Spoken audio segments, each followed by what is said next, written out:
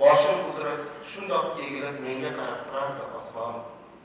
Samarqandda ilk bo'lganimda so'z deyarga til shaylanardi, lek demasdim vo ajab bunda oyoq osti yer aylanardi. Samarqandda ilk bo'lganimda hissiyotlar shunday quyilgan, balki unday bo'lmagan, balki menga faqat shunday tuyulgan. Samarqandda ilk bo'lganimda.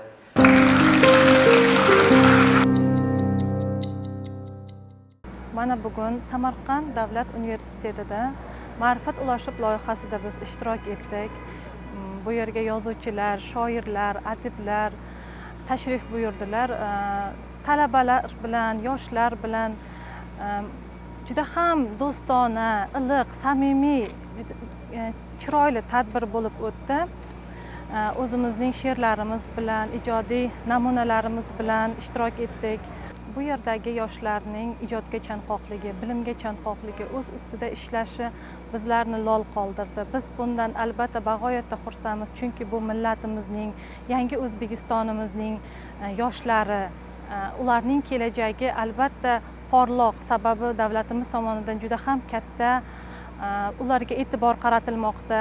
Mana shunday bugungi o'tkazilayotgan Ma'rifat ulashib tadbiri ham bunga misol bo'la oladi. Ma'rifat ulashib loyihasi mana bir necha yildirki yurtimizda oliy ta'lim muassasalarida, maktablarida bo'lib o'tmoqda.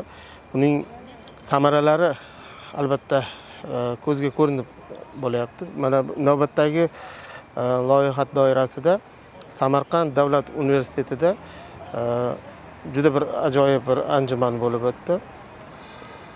Samarqand davlat universiteti deganda endi juda ulug' ustozlarni yodga tushadi. O'sha Usmon Nosir, Sharaf Rashidov, Hamid Olimjon, Omon Muhammadjon va boshqa ustozlarni beixtiyor yodga olamiz.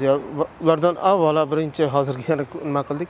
Birinchi talabalaridan deb Alisher Navoiyni, chunki Alisher Navoiy Samarqandda tahsil olgan va mana shu madrasa bugungi kunda universitetning tamal toshi deb hisoblanishi bejizga emas. Bu loyiha Ma'rifat ulashib shu yoshlarda kitobxonlikni yanada rivojlantirish, kitobga mehr uyg'otish, bugungi o'zbek adabiyoti bilan yanada yaqinlashtirish, ijodkorlar bilan yaqinlashtirishda bir ko'prik vazifasini o'tayapti. Men o'ylaymanki, bunday tadbirlar albatta yaxshi ma'noda o'zining samarasini beraveradi.